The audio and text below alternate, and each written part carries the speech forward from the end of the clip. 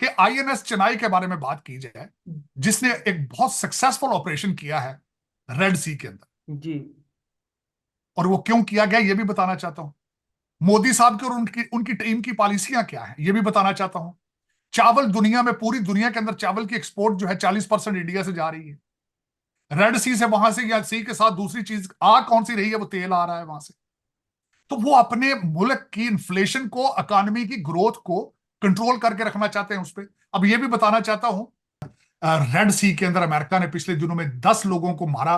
और उसके बाद दूसरा, जो इससे अगली खबर मैंने थोड़ा सा उसके बारे में बताया था, रेड सी के अंदर जी। भारत का जो एक डिस्ट्रॉयर है आईएनएस चेन्नई, उन्होंने ऑपरेशन किया और अपने लेला नॉर्फिक, जो कि जिसके ऊपर तकरीबन 10-15 भारतीय निजात जो उसमें एम्प्लॉयज थे, उनको आजाद कराया। बलूचियों को भी इस चीज का अंदाजा है, महरूमियों का शिकार है, वो एहतजाज कर रहे हैं। इस वक्त भी इस्लामाबाद के अंदर वो अपने, उनकी खवातीन जो मिसिंग लोगों के वारसीन हैं, इस सर्दी के मौसम में वहां पे मौजूद हैं। सर और सारी एफआईआर, खबर ये आ रही है महरंग बलोच के ऊपर एफआईआर कर दी गई है। खबर ये आ रही है कि जी रॉ के एजेंट हैं, रॉ के जो एजेंट हैं वो पाकिस्तान में बलोचिस्तान को लेकर आवाज उठा रहे हैं। और यहां सबसे बड़ी बात यह बताना चाहता हूं कि मोदी साहब इस वक्त क्यों वायरल हैं। अमेरिका दुनिया की वाहिद सुपर पावर है, उनके वहां पे 3 शिप हैं और भारत के वहां पे 4 शिप हैं। इस वजह से मोदी साहब जो है वो इस वक्त पूरी दुनिया के ऊपर मरकज बन चुके हैं। और इस्लाम के नाम आप कहते हैं बार बार, मैं वहां पढ़ता रहा हूं, हर किताब में मुझे पढ़ाया गया है, ये इस्लाम का किला है। इतना करप्ट किला है ये, जिसके दरवाजे कोई नहीं है। इतना करप्ट कंट्री है जो इस्लाम के नाम पर बना है। कभी सोचा है कि दुनिया क्या सोच रही होगी? आप बार बार, हर आपका सियासतदान कहता है पाकिस्तान का मतलब क्या, ला इलाहा इल्लल्लाह। करप्शन की हालत देखी आपने? देखें जरा, पेपैल आप आने से रिफ्यूज कर दिया क्योंकि आपकी करप्ट, आप इतने करप्ट हैं वो। लेकिन आप कहते हैं हाँ नहीं नहीं, जिहाद करें, जिहाद करें। वो कौन सा जिहाद है यार? कि वहां पे वडेरा सिस्टम है बलूचिस्तान का, उनके चंद बड़े वडेरे हैं, इस्लामाबाद उनके साथ डील करता है। कागजों में सड़कें बन जाती हैं, फिजिकली ना सड़कें बनती हैं, ना स्कूल बनते हैं, ना हॉस्पिटल बनते हैं। और बलूचिस्तान के हालात आज से 14 खराब नहीं है, 70 से खराब है, 73 से खराब है। फिर सबसे ज्यादा खराबी उस वक्त आई। जी तो दोस्तों, मैं हूं सुहेब चौधरी और आप देख रहे हैं मेरा और आपका YouTube channel real entertainment TV. सबसे पहले आपकी मोहब्बतों का बहुत शुक्रिया कि आप मेरे काम को पसंद करते हैं, लेकिन अगर किसी ने अभी तक इस चैनल को सब्सक्राइब नहीं किया तो सब्सक्राइब कर दें ताकि हर आने वाली वीडियो आप तक पहुंच सके। आज हम बात करने जा रहे हैं उस इशू के बारे में जिसके बारे में पाकिस्तान से, खासतौर पे पंजाब से अगर बात करें तो सोशल मीडिया हो या मेन स्ट्रीम मीडिया हो, बात करते हुए कतराता है, डरता है। बलोचिस्तान के हवाले से बात करेंगे साजिद तारड़ साहब से, और साथ ही साथ हम बात करेंगे इस टाइम जो पूरी दुनिया का अगर बात करें इंटरनेट के हवाले से टॉप ट्रेंडिंग में दो चीजें हैं। पीएम मोदी के हवाले से काफी सर्चिंग की जा रही है, लक्षद्वीप के हवाले से जो कि आइलैंड्स है उसके हवाले से सर्चिंग की जा रही है। इसके अलावा मालदीव का जो इशू चल रहा है इंडिया के साथ, क्या इशू है इसके ऊपर साजिद तारड़ साहब से जानेंगे। और भी बहुत सी ऐसी बातें हैं जो हम इस वीडियो में डिस्कस करेंगे। अस्सलाम वालेकुम सर। वालेकुम सलाम, thank you sir, thank you for having me. Sir कैसे हैं आप? ठीक हैं, खैरियत से हैं? शुक्र है, thank you so much. Sir सबसे पहले तो मैं बलूचिस्तान का इशू के ऊपर बात करना चाहूंगा, और मुझे ऐसा लगता है कि इंटरनेशनली इस चीज को डिस्कस होना बहुत जरूरी है। पाकिस्तान का ये इशू है, और अगर पाकिस्तान की गवर्नमेंट, पाकिस्तान के अदारे इसके ऊपर इस तरीके से इग्नोर करते नजर आए तो शायद ये पाकिस्तान का इशू पूरी दुनिया के सामने जाएगा और पूरी दुनिया में पाकिस्तान का इमेज खराब हो रहा है और मजीद खराब होगा। बलोचिस्तान के बाद फिर आगे हम इंडियन प्राइम मिनिस्टर जो कि इस टाइम इंटरनेशनली वायरल हैं, उनकी ट्वीट जो उन्होंने कुछ फोटोज अपनी ट्विटर पे पोस्ट की वो बहुत ज्यादा वायरल है। और भी बहुत सी चीजें डिस्कस करेंगे, लेकिन बलोचिस्तान से स्टार्ट करते हैं सर। देखिए चौर साहब, इस वक्त बलूचिस्तान की लोकेशन, सबसे पहले तो मैं ये बताना चाहूंगा कि पाकिस्तान, आपकी फॉरेन पॉलिसी तो कोई पॉलिसी मौजूद नहीं है। अफसोस के साथ ये मैं कहूंगा, जहां से आपको पैसे मिलते हैं आप उनके साथ होते हैं। कभी आप चाइना के साथ चले जाते हैं, वहां से पैसे आने बंद हो जाए, आप आईएमएफ के पास चले जाते हैं। लेकिन आप 76 साल से बड़ी खूबसूरती से अपनी जियोग्राफिक लोकेशन जो है उसको इस्तेमाल कर रहे हैं। और इस वक्त बलूचिस्तान की जो जियोग्राफिक लोकेशन है, that is very important due to Gwadar. और उसको भी आप बड़े टेक्निकल तरीके से आपने उसको इस्तेमाल किया है। कभी आप उसको चाइना को आप उसको लाते हैं सी पैक के हवाले से, कभी आप दूसरे ममालिक के साथ, और सारी चीजें। तो वो बलूचियों को भी इस चीज का अंदाजा है, महरूमियों का शिकार है, वो एहतजाज कर रहे हैं। इस वक्त भी इस्लामाबाद के अंदर वो अपने, उनकी खवातीन जो मिसिंग लोगों के वारसीन हैं, इस सर्दी के मौसम में वहां पे मौजूद हैं। सर और एफ आई सारी आर खबर ये आ रही है, महरंग बलोच के ऊपर एफ आई आर कर दी गई है। खबर ये आ रही है कि जी रॉ के एजेंट हैं, रॉ के जो एजेंट हैं वो पाकिस्तान में बलोचिस्तान को लेकर आवाज उठा रहे हैं, पूरी दुनिया में पाकिस्तान का इमेज खराब करना चाह रहे हैं, रॉ की फंडिंग हो रही है। क्या कहेंगे, हर चीज में रॉ का डालना जरूरी है? देखिए, आप जिस चीज का आपके पास हल नहीं होता आप उसको किसी एजेंसी के गले डाल देते हैं। आप कहते हैं मुसाद है इसके पीछे, सीआई है पीछे, इसके राग इसके पीछे है। जो सब मुझे अक्सर लोग जो कह जाते हैं कि ये राग का एजेंट है शायद, ये एक ऐसी बात है कि जो मेरे ख्याल में सबसे आसान है ये कहनी। हालांकि मैं किसी को ना जानता हूं ना मेरा कोई किसी के साथ इंटरेस्ट है। हाँ, मैं सर जख्मी आज जरूर तो हूं। आज तो हम फिर इस वीडियो में डालेंगे, थंबनेल लगाएंगे, साजिद तारड़ रॉ का एजेंट है। चौहरी साहब, मैं जख्मी जरूर हूं ये आप कह सकते हैं, क्योंकि मेरी मादरे मिल्लत के जो हालात हैं, किसी भी आज तक इंसान के मुंह से मैंने पाकिस्तान के असली मसाइल के बारे में बात नहीं सुनी, ना उनका कोई हल सुना है। बलूचिस्तान के मसाइल हल क्यों नहीं करते, मैं बताना चाहूंगा उनके मसाइल क्या है। सबसे पहले तो आपने चाइना के हाथों हर चीज बेच देते हैं, लोकल लोगों को एतमाद में लिए बगैर। वहां के गवादर के बलूचिस्तान के मछेरों को प्रॉब्लम है कि जो सदियों से वहां मछलियां पकड़ रहे हैं, आप मछलियों के राइट्स भी दे देते हैं चाइनीज बड़ी कंपनियों को। उनके शिप्स आते हैं, हमारे लोग किश्तियों में होते हैं, उनके शिप्स आते हैं, मछली सारी उठा के वो चाइना ले जाते हैं। आप उनसे बात नहीं करते क्योंकि आपका इंटरेस्ट होता है, आप पैसे उनसे लंदन में ले लेते हैं, अमेरिका में ले लेते हैं उनसे। दूसरी बात, उनके मसाइल ये हैं, ईरान के साथ आप उनको तजारत की, आप उनको ट्रेड की इजाजत नहीं देते, लेकिन स्मगलिंग की इजाजत आप दे देते हैं उनको। हम्म। फिर उसके बाद यह है कि वहां पे वडेरा सिस्टम है बलूचिस्तान का, उनके चंद बड़े वडेरे हैं, इस्लामाबाद उनके साथ डील करता है।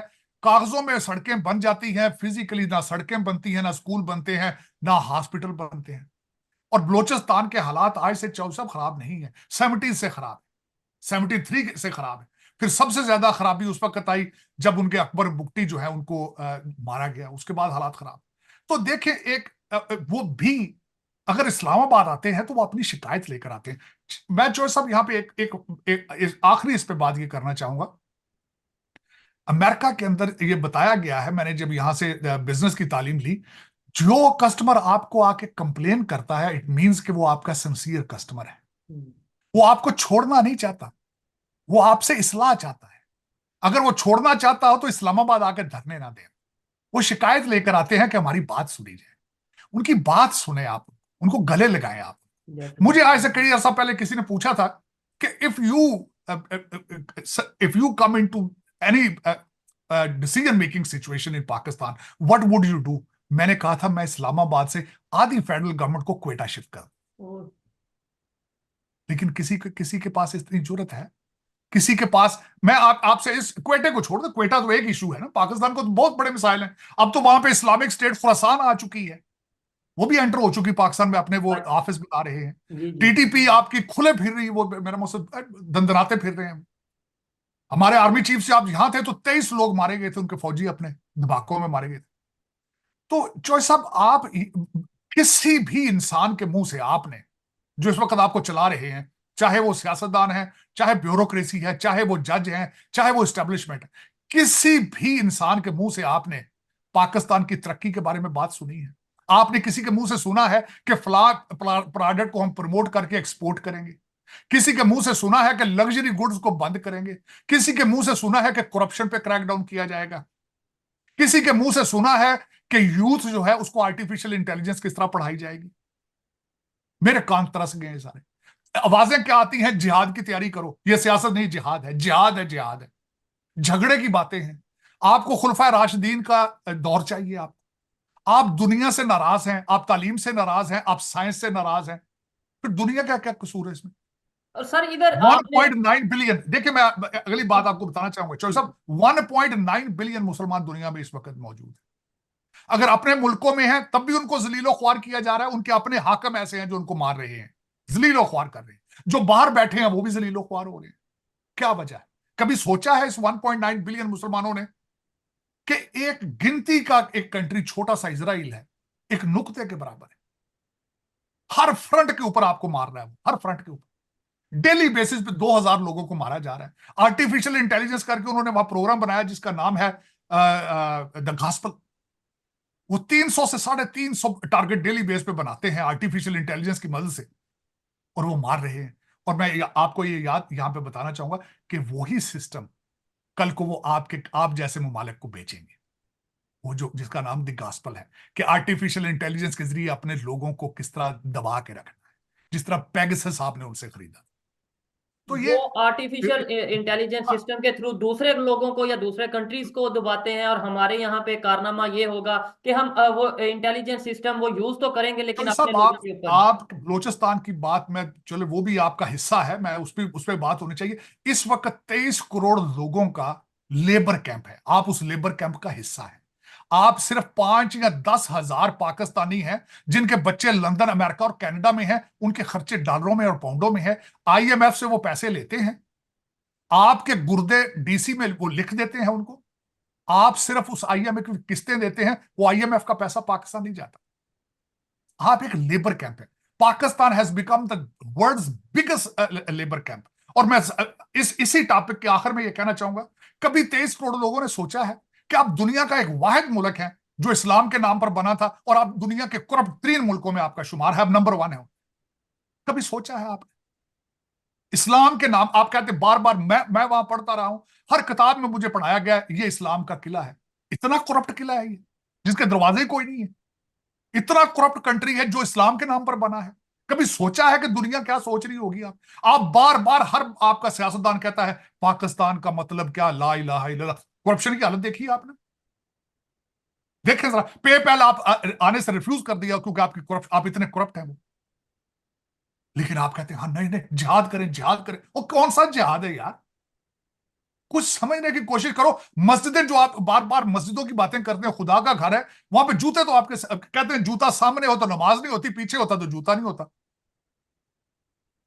आपके गिलास पानी का वहां सेफ नहीं है, पंखे वहां सेफ नहीं है। बम आप मस्जिदों में मार रहे हो, कहते हो खुदा का घर है ये, वहां बम मार रहे हो। तो ये क्या यार, कुछ कोशिश करो कि समझ नहीं, या इस्लाम को समझने की कोशिश कर लो, या इंसानियत को समझने की कोशिश कर लो।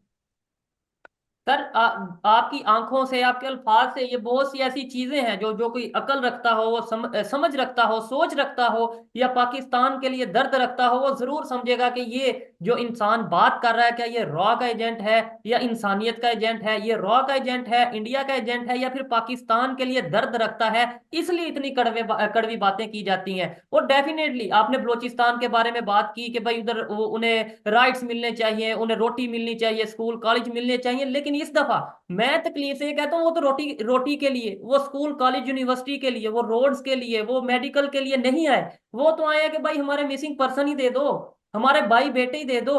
है बहुत सी ऐसी चीजें हैं जिनके ऊपर अगर बात करें तो बहुत से लोगों को शायद बुरा लगेगा। सर क्या कहेंगे बलोचिस्तान से इशू से, या इस टॉपिक से हम जाते हैं थोड़ा लक्षद्वीप की तरफ, जो उनके आइलैंड्स हैं वहां पे। मैंने ये सुना बलोचिस्तान में भी बहुत से ऐसे एरियाज हैं, अगर उनमें प्रॉपर प्रमोट किया जाए, बहुत सा रेवेन्यू हम जनरेट कर सकते हैं, यहाँ पे टूरिज्म को प्रमोट कर सकते हैं। इंडियन प्राइम मिनिस्टर इस टाइम इंटरनेशनली ट्रेंडिंग पे हैं, 48 आवर से, मतलब टॉप 10 जो ट्रेंडिंग वर्ड हैं उसमें पीएम मोदी हैं, लक्षद्वीप है। और क्या कहना चाहेंगे इसके ऊपर कि जहां पे वो जाते हैं कंट्री में अपनी या कंट्री के बाहर ट्रेंडिंग पे ही रहते हैं? क्या इसमें भी रॉ की नहीं साजिश है? नहीं, राह की साजिश नहीं। मैं कुछ चीजें बल्कि मेरे जहन में थी, मैं कुछ चीजें बताऊं कि इस वक्त भारत क्या कर क्या रहा है, भारत की आगे पॉलिसी क्या है, भारत की इस वक्त इंटरनेशनल पोजीशनिंग क्या है, मैं उस पर भी बोलना चाहूंगा। और मोदी साहब की इस वक्त पूरी दुनिया का वो मरकज किस तरह बने। सबसे पहले तो ये समझने की जरूरत है कि मोदी साहब के पीरियड के अंदर इस वक्त भारत की जीडीपी ग्रोथ जो है उसकी 7.7% है। कुछ लोग 7.8% कहते हैं। दूसरी मैं ये बात करना चाहूंगा, मेरे आज के टॉपिक में ये शामिल था कि आईएनएस चेन्नई के बारे में बात की जाए, जिसने एक बहुत सक्सेसफुल ऑपरेशन किया है रेड सी के अंदर। जी। और वो क्यों किया गया ये भी बताना चाहता हूं। मोदी साहब की और उनकी उनकी टीम की पॉलिसियां क्या है ये भी बताना चाहता हूं। चावल दुनिया में, पूरी दुनिया के अंदर चावल की एक्सपोर्ट जो है 40% इंडिया से जा रही है। रेड सी से, वहां से, या सी के साथ दूसरी चीज आ कौन सी रही है, वो तेल आ रहा है वहां से। तो वो अपने मुल्क की इन्फ्लेशन को, इकोनॉमी की ग्रोथ को कंट्रोल करके रखना चाहते हैं उस पर। अब ये भी बताना चाहता हूं कि जो उन्होंने वहां पे लेला नॉर्फॉक जो जो जहाज है जिसके ऊपर उन्होंने ऑपरेशन किया है, उसमें जितने मुलाजिम थे सारे के सारे इंडियन थे। और यहां सबसे बड़ी बात यह बताना चाहता हूं कि मोदी साहब इस वक्त क्यों वायरल हैं। अमेरिका दुनिया की वाहिद सुपर पावर है, उनके वहां पे 3 शिप हैं और भारत के वहां पे 4 शिप हैं। इस वजह से मोदी साहब जो है वो इस वक्त पूरी दुनिया के ऊपर मरकज बन चुके हैं और कि अभी खबर, अपने मुल्क के नेशनल इंटरेस्ट को बचाने के लिए लोग किस हद तक जाते हैं। इस वजह बिल्कुल से मोदी साहब इस ट्रेंड पे है इस वक्त। ठीक है। और मैं जो भी खबर देख रहा हूँ, मैं मतलब सोशल मीडिया पे, इंटरनेट पे चीजें देखता रहता हूँ। पाकिस्तान का मीडिया मतलब बहुत कतराता था कि भाई इंडिया के प्राइम मिनिस्टर की बात नहीं करनी, सोशल मीडिया पे तारीफ की जाती रही, उनकी जो अचीवमेंट्स हैं उनके ऊपर हम बात करते हैं, आप बात करते हैं। लेकिन अब सोने पे सुहागा कह लें, या हैरत वाली बात यह है कि चाइनीज मीडिया भी इंडिया की फॉरेन पॉलिसी या इंडियन प्राइम मिनिस्टर की तारीफ करता नजर आ रहा है सर। आपने शायद ये मैं इसके। आप चौसा मैं ये कहना चाहूंगा, इंडियन आपकी इटालियन जो प्राइम मिनिस्टर है उनकी सेल्फी जो वो भी वायरल हुई थी मोदी साहब की। जी मोदी साहब की रिसेंट तस्वीर है जो बीच के ऊपर बैठे हैं चेयर के अंदर, वो भी वायरल हो रही है। और दूसरा, मोदी साहब खुद एक चलती फिरती कंपेन है, वो किस तरीके से कि एक चाय वाला बंदा जो है, चाय बेचने वाला, या एक इस लेवल से उठ के ना सिर्फ वो हाईएस्ट पोजीशन पे पहुंचा है, बल्कि अपने मुल्क को वो किस जगह ले गया है। सोचने वाली बात तो है। दुनिया के अंदर एक ऐसी चीज तो दुनिया के लिए मौजूद है कि देखा जाए कि what is Modi, what is his policies are. उनकी टीम किस तरह उन्होंने ये सारी इकट्ठी की है कि एक कंट्री जो है उसको एक डेवलपिंग कंट्री से निकालकर उसको सुपर पावर तक ले आए हैं। Ultimately that is a case study. तो ये वजूहात ये होती है कि लोगों के अंदर नेशनलिज्म, मोदी साहब ने सबसे बड़ा जो तोहफा दिया इंडिया को नेशनलिज्म है। टेक्नोलॉजी या दूसरी चीजें उसके साथ ऑटोमेटिकली आ जाती हैं। हमारा अलमिया यही है कि हमारे जितने फॉरेन एजुकेटेड हमारी ब्यूरोक्रेसी, जज जर्नैल हैं, उनकी सोचे ही नहीं है पाकिस्तान। उन्हें पाकिस्तान में तो रहते ही नहीं, फिजिकली पाकिस्तान में है, सोचे टोरंटो और लंदन में है। यही अलमिया है हमारा। उनको ना लेगेसी का शौक है, ना किरदार साजी का शौक है। यही अलमिया है हमारा। और सर, जैसे आपने बोला कि इंडियन प्राइम मिनिस्टर चाय वाला, और उन्होंने खुद बोला है 2 3 4 दिन पहले वो वहां पे एक विजिट पे गए हैं, किसी के घर में गए हैं, उन्होंने बोला कि भाई मैं तो चाय वाला हूं, मुझे पता है चाय कैसे बनाते हैं। लेकिन यहाँ से चीज मुझे ये समझ में आती है कि कंट्री हो, घर हो, या कोई भी चीज हो, उसे चलाने के लिए एजुकेशन से ज्यादा शायद शायद मेरे ख्याल से सिंसेरिटी मैटर करती है, कि आप कितना सिंसियर हैं किसी काम के साथ, अपने कंट्री के साथ या अपने किसी भी काम के साथ। बिल्कुल उसमें चौसा में मैंने जो बात की, नेशनलिज्म बहुत इंपॉर्टेंट है। नेशनलिज्म इस वक्त अगर देखा जाए, जितनी नेशनलिस्ट मूवमेंट्स सारी दुनिया में वो गिर चुकी हैं सिवाय मोदी साहब की, सक्सेसफुल है और इट इज बूमिंग। मेरे ख्याल में in the future you will see it. जिस तरह मैंने आपको अभी अर्ज किया है कि दुनिया की वाहिद सुपर पावर अमेरिका, रेड सी के अंदर उनके 3 जहाज हैं और भारत के इस वक्त 4 जहाज हैं वहां पर। और जिस तरीके से उनकी इकानमी ग्रो कर रही है, जिस तरीके से आज उन्होंने, आप डॉक्टर जयशंकर साहब का देखें, पहले वो रशिया गया, रशिया के बाद आज वो नेपाल गए हैं, उसके बाद मालदीव की जिस तरह आप बात कर रहे थे। तो they are originally they are flexing their muscles. वो कहते हैं जब हुसन आता है, नजाकत आ जाती है। उनकी इकानमी ठीक है, उनके पास टेक्नोलॉजी है, एजुकेटेड यूथ है उनके पास। और वो एजुकेटेड, ना सिर्फ वो एजुकेटेड है, नेशनलिस्ट हैं। जो मोदी साहब ने उनको तोहफा दिया है कि भारत को प्रमोट करना है, भारत पे प्राइड रखनी है। तो ये सारी चीजें जो है उनकी तरक्की का बायस है। दुनिया को कॉपी करना चाहिए। मैं अगर कह दूं, मैं या आप चॉइस ऑफ पाकिस्तान में किसी को कह दें कि मोदी साहब की तरह नेशनलिस्ट बने, तो वो फौरन कह देते हैं नहीं जी आप तो राह के एजेंट हैं, आप भारत के गीत गाते हैं। चलो छोड़ दे भारत के गीत, बांग्लादेश के गीत गा लेते हैं, वो भी आपसे बहुत आगे जा चुका है। अब तो अफगानिस्तान आपसे बहुत आगे जा चुका है, उनके गीत शुरू कर देते हैं। लेकिन आपको गीत तो किसी के पसंद ही नहीं ना। आप किसी की तरक्की तो देखने नहीं चाहते। आपने तो साइंस और तालीम के साथ बाइकाट कर दिया है। आप सारी दुनिया से नाराज हैं। आप सिर्फ चाहते हैं तो जहाज चाहते हैं, या झगड़ा चाहते हैं, या गाली चाहते हैं। मैं बल्कि ये बताना चाहूंगा कि गाली देना किसी को आपके फायदे में नहीं होता। दर हकीकत जब आप गाली देते हैं, अपनी शिकस्त को एक्सेप्ट करते हैं। तो ये नफरतें, गालियां ये बंद करें, सोचें, तालीम की तरफ तवज्जो दें। मैं बल्कि अफसोस के साथ ये कहूंगा, आजकल काजी फायजी साहब के चीफ जस्टिस हैं, उन्होंने आपकी सुप्रीम कोर्ट की सारी प्रोसीडिंग जो है वो उन्होंने ऑनलाइन शुरू की है। अब रिक्वेस्ट की जा रही है जी, कौम तो इंग्लिश को समझती ही नहीं है, आप उसको भी उर्दू में कर दें। तो आप आगे जाने की बजाय पीछे जाने के बारे में सोच रहे हैं। सुना है इमरान खान साहब जब आए थे तो पाकिस्तान को सबसे बड़ा तोहफा उन्होंने ये दिया था कि सारा तालीमी निसाब जो था उर्दू में कर दिया था। वो ये तोहफे दिए। तो ये इन चीजों से आप आगे नहीं जा रहे, पीछे जा रहे हैं आप। और बड़ा अप्रिशिएट किया गया था कि भाई देखो हमने गोरों की लैंग्वेज को छोड़ दिया या छोड़ने जा रहे हैं, लेकिन ये नहीं तो पता कि उर्दू भी। सर नहीं, आप चले, सर आप मुझे बताएं कि उर्दू पाकिस्तान की लैंग्वेज है? मतलब नेशनल उर्दू, लैंग्वेज तो मुझे है, ये लेकिन क्या उर्दू नहीं, पाकिस्तान से क्या लिंक है? उर्दू सबसे बड़ी बात यह है, पाकिस्तानी जबान नहीं। उर्दू मुगलों की जुबान थी, आपके हुक्मरान थे, इन्वेडर थे, और उर्दू पर्शियन और अरबिक का कॉम्बिनेशन और संस्कृत का कॉम्बिनेशन है। ठीक, और सबसे बड़ी बात बताऊं, आप ज्यादती की थी आपने बांग्लादेश के साथ। पाकिस्तान टोटल के 60% पॉपुलेशन ईस्ट पाकिस्तान की थी, आपने उनके ऊपर उर्दू ठाप दी थी, आपने उसी दिन आपने उनके साथ डिवीजन कर ली थी। लेकिन आपके सारे जो फैसले होते हैं चौधरी साहब, अफसोस के साथ, वो नेशनल इंटरेस्ट के नहीं होते, पर्सनल इंटरेस्ट के होते हैं। और फिर उसके बारे में आप फिर उसका देख ले रिजल्ट 76 साल के बाद क्या नहीं कर रहा है। आप जो आपको डॉलर दिखाता है, अब आप उसके पीछे पीछे चलते हैं। और 23 करोड़ लोग, मैंने आपको बताया, दुनिया का सबसे बड़ा लेबर कैंप आपने बना लिया है। और देख लें उसके अंदर जो हालात चल रहे हैं आप।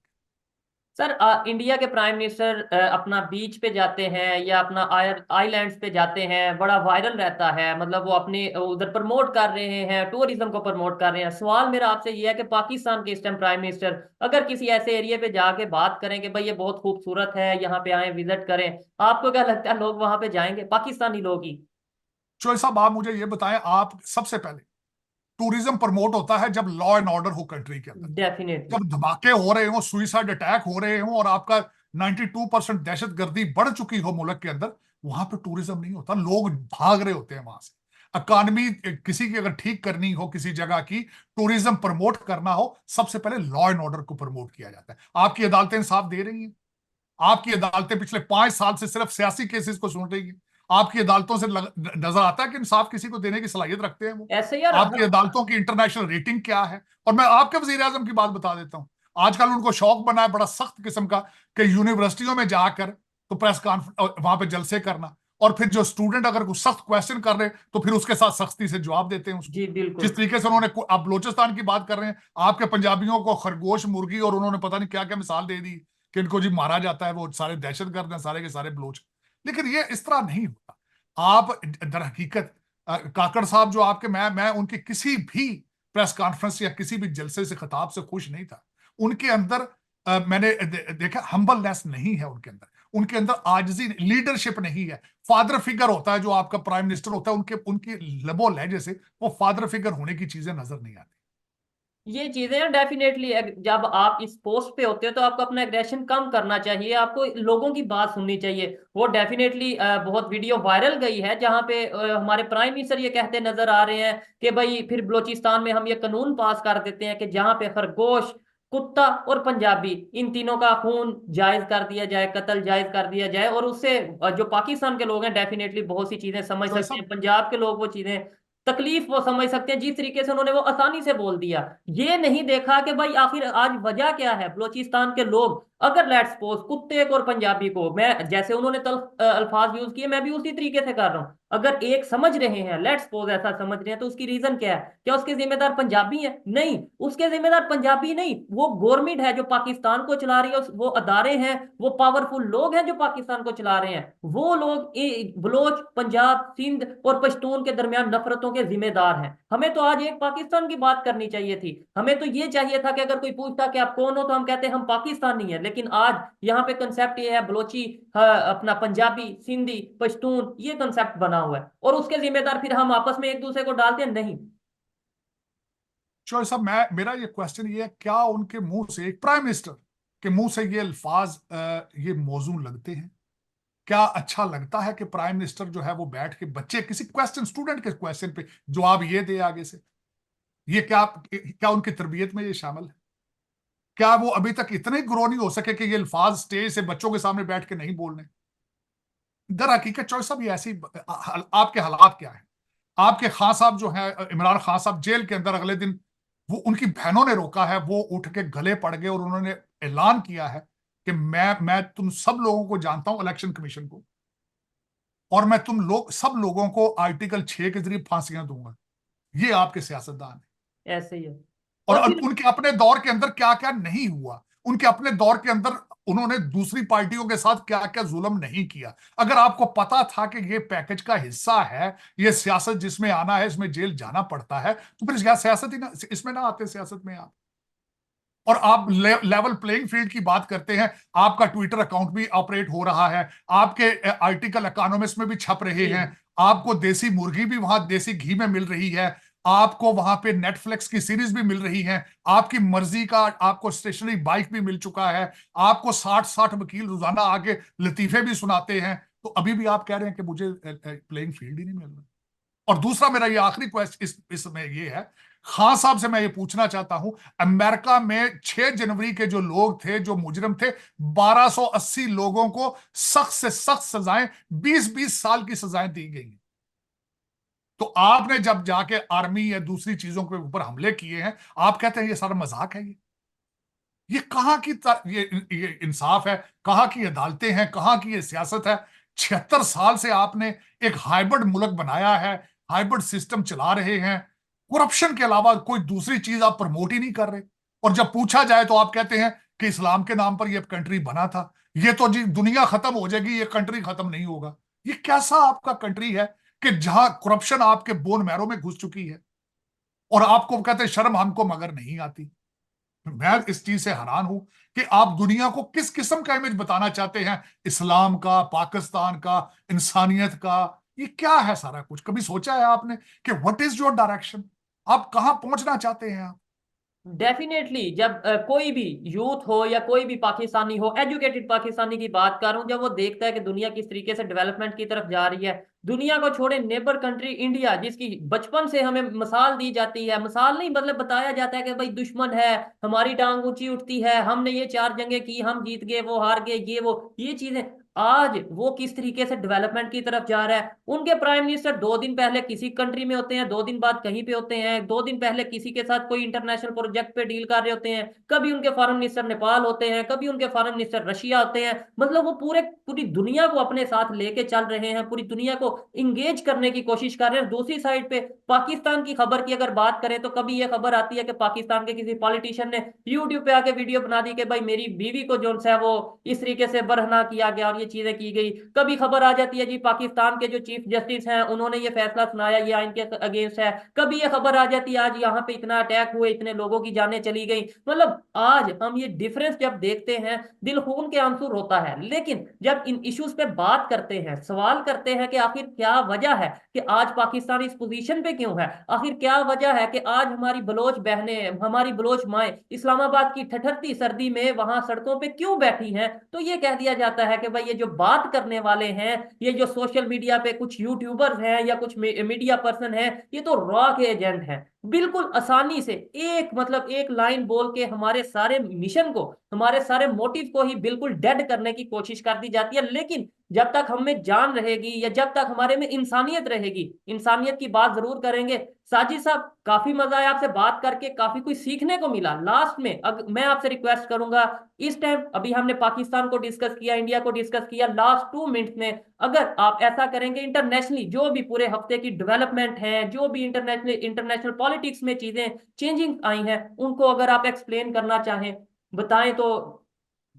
मैं 2 मिनट के अंदर समराइज करना चाहूंगा, क्योंकि हमने काफी अरसे के बाद प्रोग्राम किया है चौधरी जी साहब। जी। उसमें सबसे पहली जो बात है वो इस्लामिक स्टेट खुरासान और टीटीपी दोनों पाकिस्तान के अंदर जो है वो अपने ऑफिसेज बना रही हैं, अपने ऑपरेशन शुरू कर दिए।